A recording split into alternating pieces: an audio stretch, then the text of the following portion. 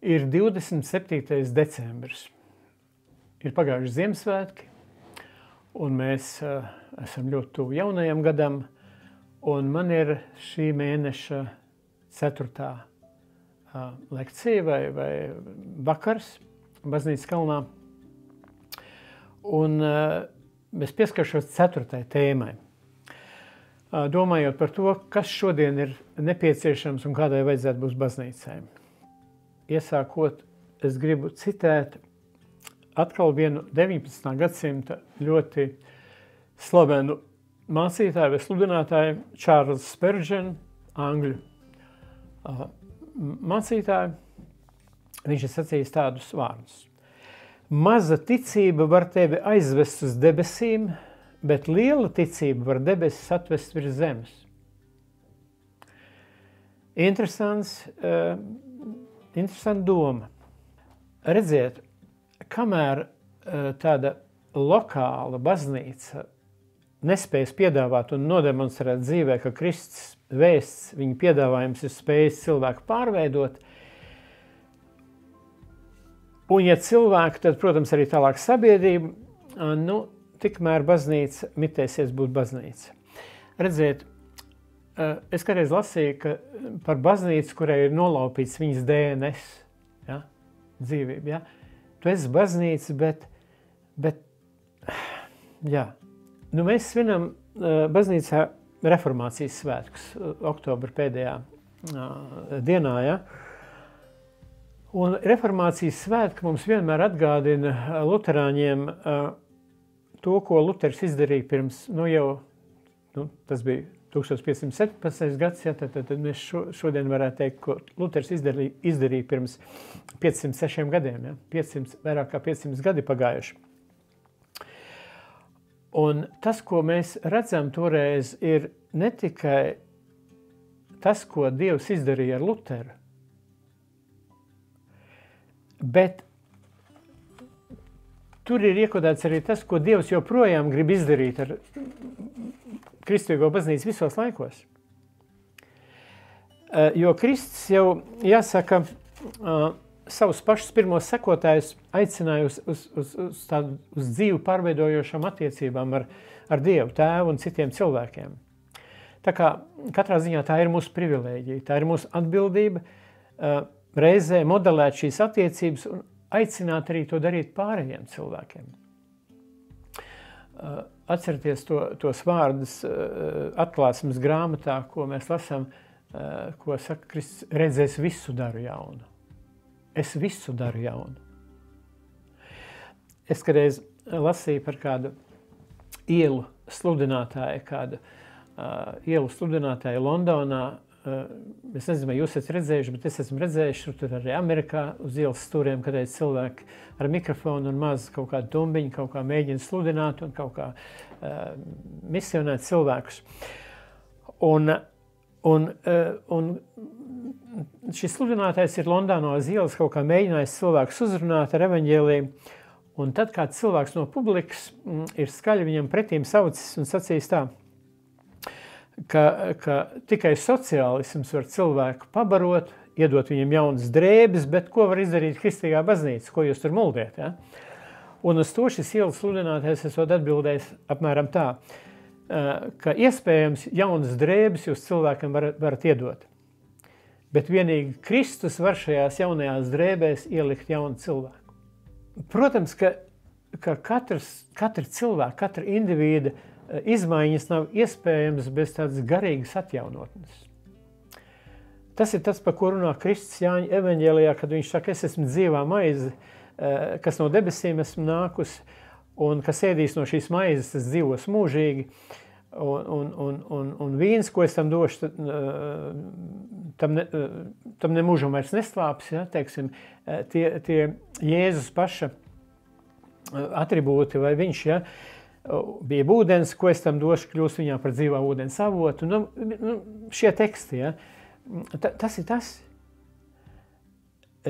Kristīgā ticība vai tā Kristus mācība, viņa balstās uz Kristus prasību saviem sekotājiem. Paēdināt izsalkušās dvēseles, atspirdzināt dzīves nogurušos ceļniekus, nest cerību, izmaiņas, tā izmaiņas ir reformācija, vai ne? Pārveidošanās iespēja, ja? Atsevišķiem cilvēkam un visai sabiedrībai, kā mēs sacījām, ja? Tas bija Jēzus tas uzstādījums. Jo reformācijas baznīca, un ja mēs esam reformācijas baznīca, viņai jābūt cilvēkus pārveidojošai baznīcai. Labi, Luters izdarīja savu darbu, ja? Bet reformācija nav beigusies. Un ja mēs runājam par baznīcas lomu šodien, tad uz priekšu, ja? Mums jābūt baznīcai, kas spēj apģērbt to jauno cilvēku, to pārveidoto cilvēku, jo Dievs ir mīlestība. Un šis pārveidojošais spēks jau baznīcai ir pieejams. Kā es sacīju, Dievs mūs ir radījis kā mīlēt spējīgas personības, būtnes. Un kas tad cilvēks spēj pārveidot? Mīlestība, tikai mīlestība. Mēs taču visu to zinām, kā mīlestība spēja pārveidot cilvēku. Un, ziniet, tā ļoti neparastā lieta, kāpēc mīlestība spēja cilvēks pārveidot, ziniet? Kāpēc kristīgā vēsts spēja cilvēks pārveidot? Tā ir tā, mēs to bieži aizmirstam, ka Dievs mūs visus jau pa priekšu ir mīlējis. Dievs jau pa priekšu mūs visus ir mīlējis. Tas, ko Pāvils saka kādā no savām vēstulēm, ka Dievs savu mīlestību uz mums parāda ar to, ka Kristus par mums ir miris, kad vēl mēs bijām grēcinieki. Ja? Tas jau ir pa priekšu jau bijis. Viņš mūs pa priekšu ir mīlējis. Tas jau nenozīmē, ka mēs vairāk neesam grēcinieki. Ne, mēs turpinām būt grēcinieki. Bet tas runā par to, ka tas bija toreiz, kad mēs Kristu vēl nepazinām. Ziniet, kad cilvēks sāk sev uzticēties, bieži saka, es pat sev neusticos. Cilvēks sāk sev uzticēties tad, kad viņi piedzīvo, ka citi cilvēki tev uzticās. Tad cilvēks sāk arī sev uzticēties. Un tādēļ tādas pārmaiņas cilvēku dzīvē nav iespējams, ja cilvēks baidās. Ja? Mēs arī iepriekšējā reizē runājam. Bailes nevar būt motivējošs spēks. Un nekad nebūs. Vienīgi mīlestība ir cilvēks pārveidojošs spēks. Un redziet, tā problēma ir tā, ka daudz cilvēki nespēja noticēt, ka viņa dzīves var izmainīties. Man savā garajā mācītāja praksē nācies ar tādiem cilvēkiem sastapties, ka pie Dievs atnāk cilvēks un viņš sūdzās par savu dzīvi un viņš raud un viņš gribētu kaut ko iesākt, bet viņš saka, es jau neko nevaru, es vairs neko nevaru pa labu griezt, es vairs nevaru izmainīties. Es neticu, ka man dzīve var izmainīties. Un, ziniet, tur pie vainas ir, mēs varam teikt, protams, kad cilvēks netic, ka kaut kas var mainīties, pie vainas noteikti ir politiķi, vai ne, ir žurnālisti, ir sociologi, bet, diemžēl, arī mēs esam vainīgi kristieši, mācītāji, vienalga. Ja cilvēks netic, ka viņš var mainīties, ja cilvēks šodien saka, mēs vairs nekam un nevienam neticam, bet, mīļie, Dievs cilvēkam uzticās. Dievs mums uzticās. Dievs uzticējās Pēterim, kas viņu nodeva. Dievs uz grēciniekiem kaut ko ir uzbūvējis. Dievs uzticās cilvēkiem. Vai mums nevajadzētu arī, zinot to, ka Dievs mums uzticās, arī sākt pašiem sev uzticēties? Ticot to, ka cilvēks var mainīties, ka cilvēks var pārveidoties, ka cilvēks var kļūt jauns radījums. Un redziet, baznīcas uzdevums ir palīdzēt cilvēkam tam noticēt. Ieraudzīt cilvēkam to, ka viņa dzīve var mainīties. Ka Dievs var izmainīt cilvēku. Ka Dievs var izmainīt cilvēku. Jā, tā bija arī mana problēma. Es jau par to iepriekšējā reizē stāstīju, kad man bija grūti savā laikā tam noticēt. Nevis noticēt, bet es domāju, ka mēs varam izmainīt cilvēku. Ja? Nē, tas ir Dievs, kurš var pārliecināt cilvēku. Es tam neesmu kvalificēts, diemžēl. To arī neesmu kvalificēts. Bet mans uzdevums un tavs uzdevums ir vienkārši mīlēt Dievu un mīlēt cilvēkus. Vienkārši nest un atstarot Dieva mīlestību. Jā, tas nav vienmēr viegli. Tas nav viegls uzdevums. Redziet, Dievs jau nepārveido un nedara mūs par jauniem radījumiem vienkārši tāpat vien. Tā arī varbūt bieži mūsu problēma. Dievs to nedara, lai mēs labāk izskatītos citu cilvēku acīs. Mēs kā kristieši gribam būt tagad, lai cilvēki redz, ka es esmu labs un ka es esmu pareizs. Dievs tāpēc to nedara. Dievs uzrunā, aicina un pārveido mūs, lai mēs kļūtu par viņu sūtņiem, par viņu lielo pārmaiņu aģentiem savās draudzēs un sabiedrībā. Un ja mēs to gribam darīt no sirds, tad Dievs mums dod to spēku uzrunāt cilvēkus. Un par šo mūsu uzdevumu visspēcīgāk no Kristus mācekļiem ir pateicis Jānis. No tā mēs esam nopratuši mīlestību, ka viņš savu dzīvību par mums ir atdevis. Tad arī mums pienākās atdot savas dzīvības par brāļiem. Nu, ļoti spēcīgi vārdi, ļoti spēcīgi vārdi. Šie vārdi mūs var izbiedēt. Ja?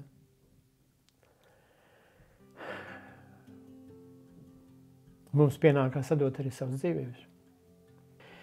Diemžēl, ziniet, kristīgā teoloģija mūsdienās pārāk daudz nodarbojās, un tas tā mazliet ironiski, ko es teikšu, ka šodien kristīgā teoloģija nodarbojas ar tādu ticības privatizēšanu, es teikšu pēdiņās.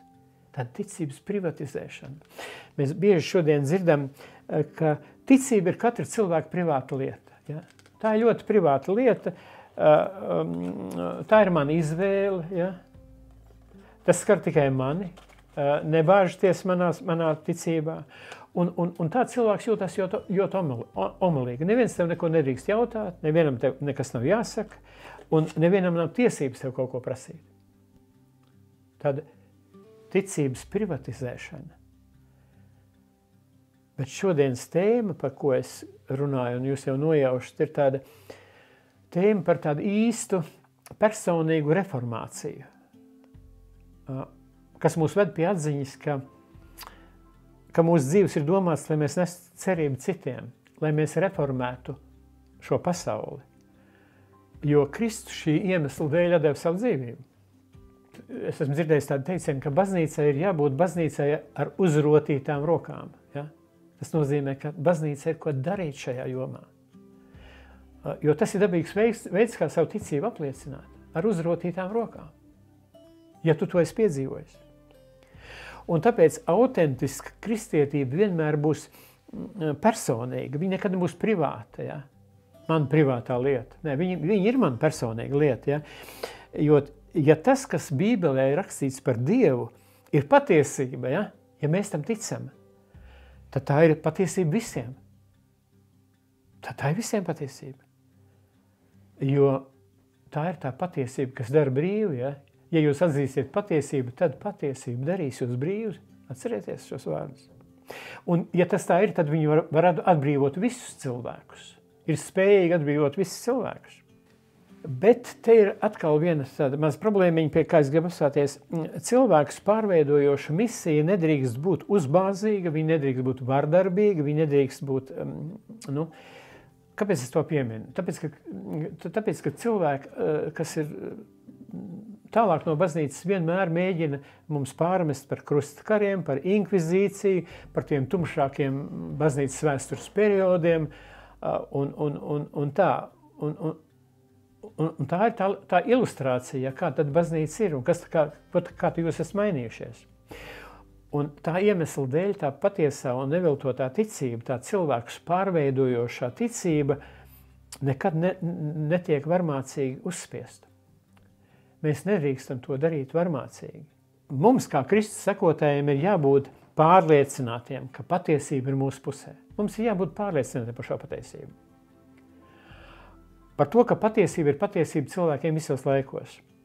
Bet mēs nedrīkstam piespiedot kaut kādas piespiedu metodas, es nezinu, kaut kādu uzbāzību, kaut kādu, man kādreiz liekas ķert cilvēku pie pogas un sacīt, vai tu Jēzus piedzīvojis, ja? Un tev tagad to līt uz vietas, tas ir jādara un tā. Nu, tādā veidā tas nedarbojas.